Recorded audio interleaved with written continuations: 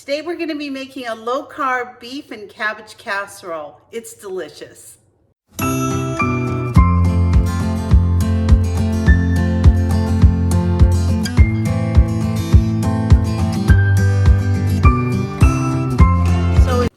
So part of what makes this recipe so good is having so many fresh ingredients out of the garden.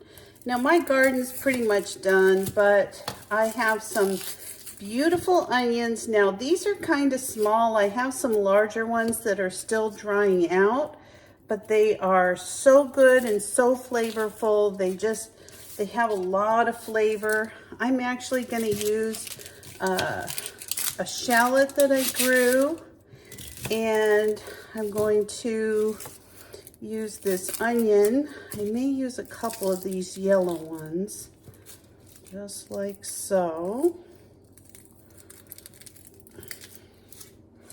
And so all I'm going to do is just chop these up, see how much I get.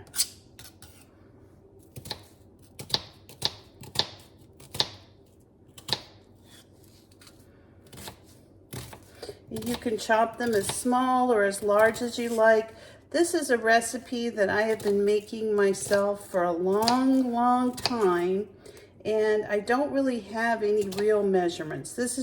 These are just the things that I really like, and I think they're pretty healthy. And I'm going to show you, after I get these onions chopped up, the next step. All right, I'm going to start off by using a chub of beef. Now, this is a pound. I'm only going to use a half a pound in my casserole, but since I'm cooking it, I'm going to take half of it out after I brown the onions and the beef, and then we'll continue cooking our casserole, but I'm going to use this for another meal. And this is just one of the ways that I try to save money and not use as much beef when I'm cooking meals. I really love beef. Honestly, I could eat ground beef at every single meal, but I know that it's not real healthy to do that. So I'm going to cut this recipe in half as far as the beef, and then you'll see the next step as soon as I get this cooked up. I put about a tablespoon of butter in. I'm just going to cook up this beef, and I'm going to add these onions. These are the ones I just chopped up, and I think I'm actually going to add that other yellow onion just because I'll be taking some of this for another meal. So the meat is starting to cook up. All I'm going to do is just kind of break it into smaller pieces because this is going to be kind of a skillet casserole. And what I like about this meal the most is that I can do all of this in one pot. I'm making this whole thing in my cast iron skillet, and you'll see it's going to be a very good dinner. Just going to turn some of this meat around and get this all cooked up. All right, so I'm going to be taking out about half of this ground beef, but in the meantime, I want to get some of this grease from the meat out of my pan. So I'm just going to take a paper towel and very carefully, I'm just going to sop up some of this grease, just like that. All right, I'm going to leave the rest in just for a little bit of flavor, and then I'm going to divide it up. So I'm going to take half of this out, and I'm going to use it for another meal. I'm going to be making some homemade enchiladas with a homemade enchilada sauce. And so I'm going to need a little bit of this beef, and I'm going to leave this in for today's dinner. There you go. Now to this mixture, I am going to be adding my cabbage. I've sliced it up just in kind of like you would make coleslaw. I'm going to put my cabbage in there. And then I also have some fresh tomatoes that I cut up from my garden. And these are basically a large and a medium tomato. They're very juicy, so I'm going to kind of pour those in. Now, if you don't have any fresh tomatoes, feel free to use a can of diced tomatoes. Maybe some Rotel, because I always put chilies in mine too. And these are some chilies that I grew that I roasted on the grill, and I always keep small baggies of them in my freezer, and then I put these in as well. And these are just going to add some really good flavor. I love that Southwest flavor of the chilies and the tomatoes and the cabbage. It's just so good. So I'm going to let this cook down just a little bit because the cabbage is very big right now, but you're going to see it's going to get a lot smaller real quick. Now this is about a half of a cabbage. I'm going to take the other half, and probably tomorrow or the next day I'll be making the other half of the cabbage into some delicious coleslaw. And I do have a recipe for my keto coleslaw. I'll go ahead and link it above. And you might want to give that a try. It's very good. Cabbage is just a really good food to have when you're on a diet and trying to watch your weight. It's very filling. It has a ton of fiber, lots of minerals and vitamins in it. It's so good, and I really enjoy it. If you're enjoying this content today, please consider subscribing. Maybe leave a comment below and just say, I'm subscribed. So any like, any comments, any ringing the bell would be greatly appreciated. I'd love to have you as part of the Homestead Patch family. Now at this point, I'm going to be adding a few additional flavors to it. Actually, I've got about a teaspoon of chili powder. That's about all I had in there. I think I've got some more up in the cupboard, but that will do me fine. And then I'm going to put in a little bit of onion powder. I'll put in about just under a tablespoon. Just like so. I love the taste of anything onion. I put fresh onions in, but I also put some, some onion powder in.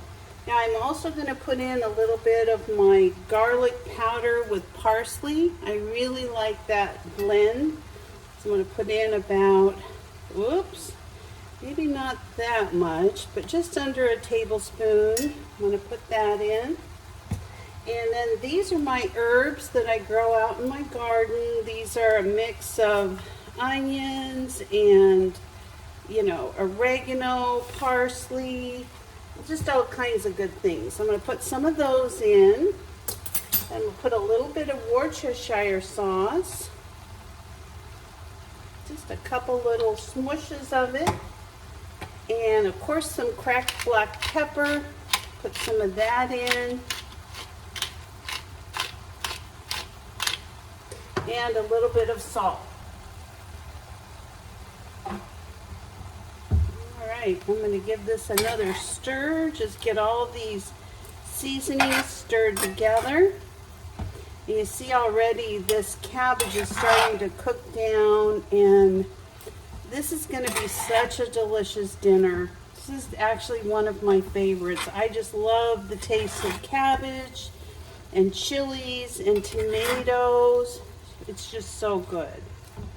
Now at this point you could add a little bit of tomato sauce to this. You could add a little bit of tomato paste if you like, but this is just perfect for me. I think the 2 tomatoes are going to be enough. And I'm just going to let this continue to cook. I want my cabbage a little bit crunchy. I don't want it soggy, but I also don't want it,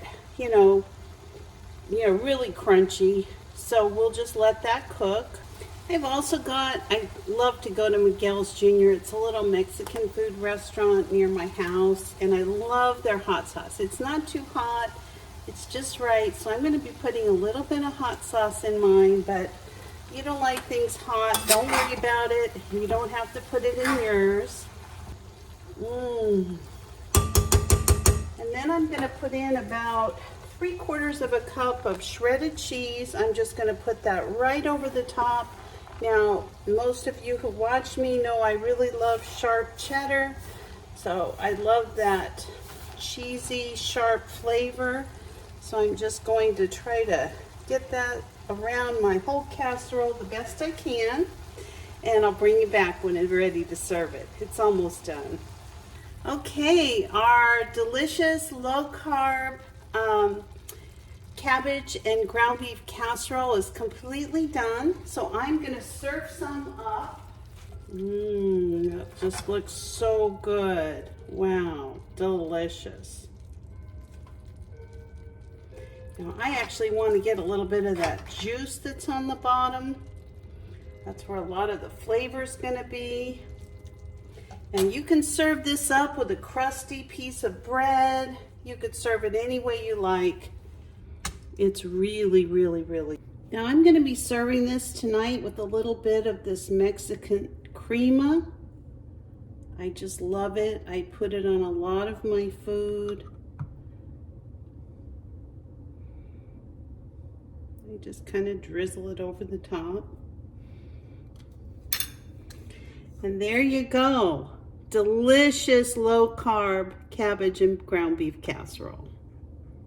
All right, here's my casserole. I'm gonna go ahead and take a little bite of this for you.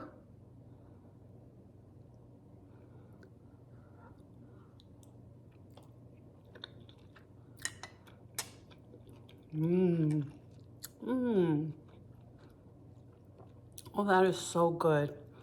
All right, well, thank you for joining me today, everybody. If you like this content, please consider subscribing. I really appreciate you joining me, and I'll see you next time. Bye-bye.